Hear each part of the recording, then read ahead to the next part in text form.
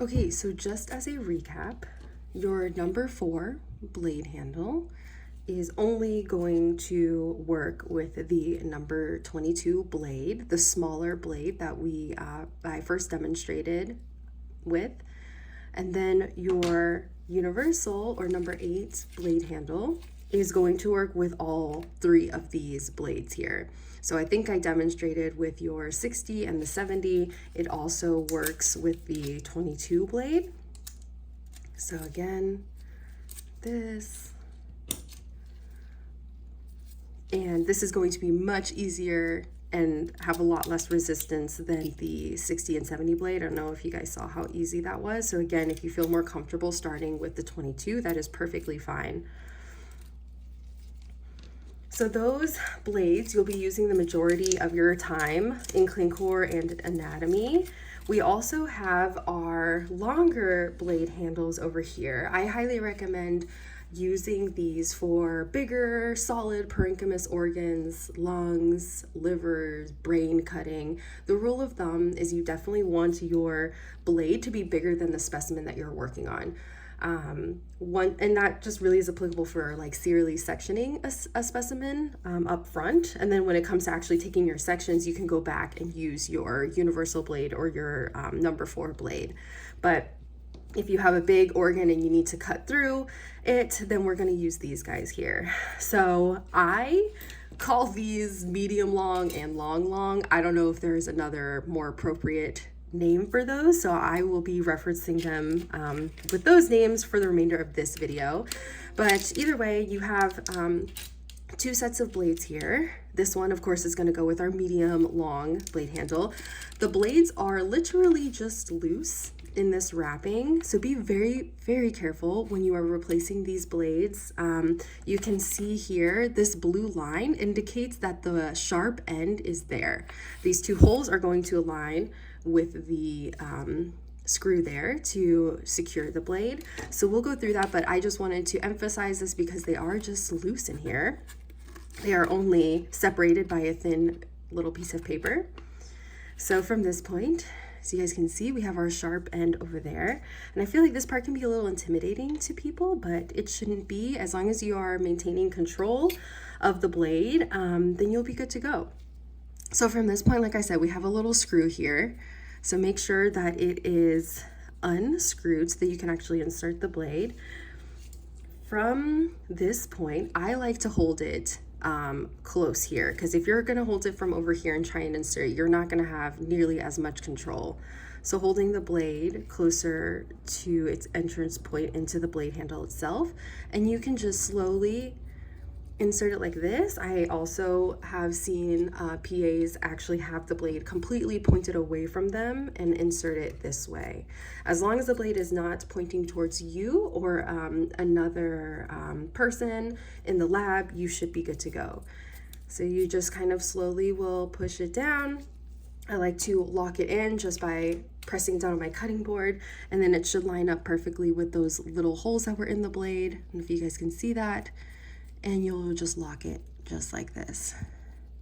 Be mindful, please, when you guys are taking off your blades, not to lose the screw. Since these are so expensive, it is frustrating that sometimes we can't use these blade handles simply because we don't have the screw. But it should kind of not fall out on its own. I just am saying that so you guys are mindful moving forward. Similar concept to remove.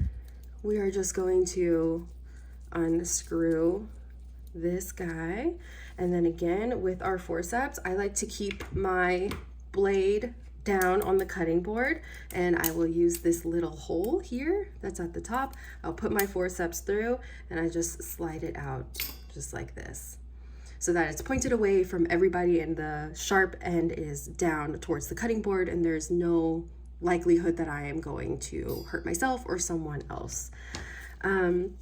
Sometimes you can have a lot of blood or gunk that's adhered here, and it's quite difficult to pull it out. So once again, I recommend keeping everything facing away from you. That is more than likely when you're going to get a sharps injury, is if you are struggling to cut through something, if you're struggling to remove the blade. Take a second to reassess what you're doing so that you're not putting yourself at risk to cut yourself.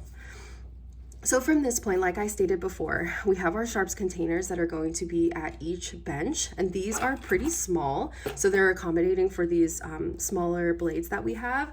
These bigger ones, although they do fit in here, it's going to fill up the sharps container quite quickly. So we do have larger sharp containers dispersed throughout the lab, and I will make sure that you guys are aware of where those are when we do our little tour of the lab next week. But if you guys need to walk over there and you have a blade, preferably still within the handle itself, you have to announce that you are walking with a sharp. I know it's silly, but you need to say, I am walking with a sharp, and someone needs to confirm before you start walking with that. That is something that you guys could get points docked off for professionalism and safety. So just make sure that you're indicating if you are walking with a blade or not. So the same concept is going to apply for the long blade handle here. We've got our screw, and we can see here that they're just loose blades. And again, adjacent to the blue strip is going to be the sharp end of the blade. So same concept. I'm just going to hold it towards the end where I'm going to be inserting it into the blade handle itself. And we're just going to slide it all the way in. All the way in. I like to secure it again on my cutting board. Once again, we screw it in, and voila, we're good to go. Same concept. Unscrew, grab your forceps, make sure that the blade is facing away from you and others, and we can just go ahead and you can actually pull the blade handle itself. And now you have released the blade and you are good to go. So hopefully that makes sense to you all and you can see everything so that you can apply this yourself in lab. The last thing that I wanted to go over that I feel that students tend to not have had any experience with before is removing your scissor blades. So again, you guys will each have a pair of scissors in your toolkits.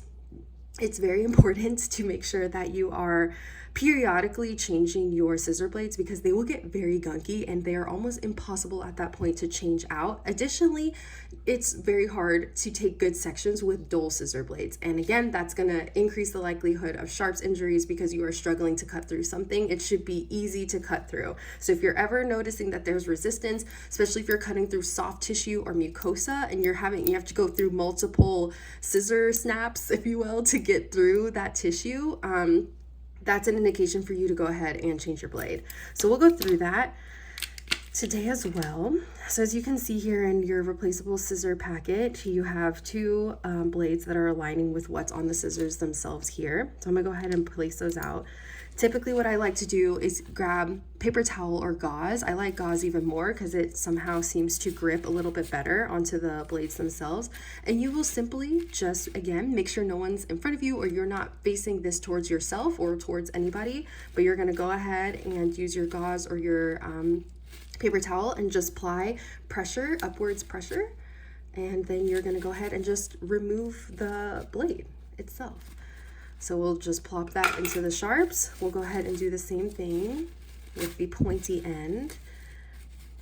And that's how easy it should be to remove your scissor blades. If it is not, please ask one of the faculty members for assistance. I don't want anyone injuring themselves, but that should also be kind of an indicator that you've waited too long to change out your scissor blades. So to put them back on is pretty straightforward.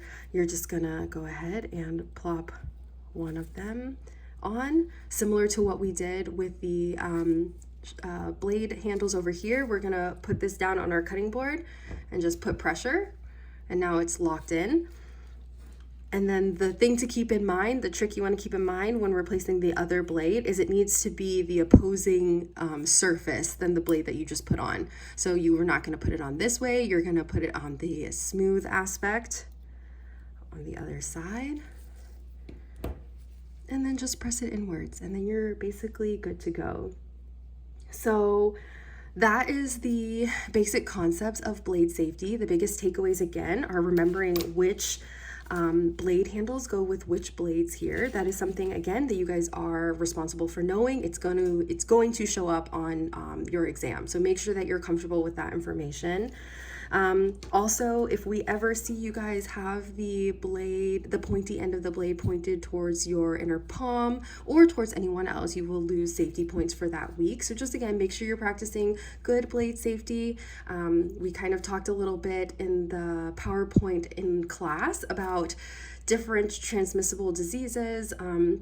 A lot of tissue you receive in the lab is going to be fixed, but a lot of it will be fresh as well, or we don't know what this patient has. And so we're going to practice universal precautions and just assume that every specimen could potentially transmit a disease. So we will go over this again in lab in person, but I hope that this helped to at least set you up for success for lab this week. And I'm really looking forward to working with you all.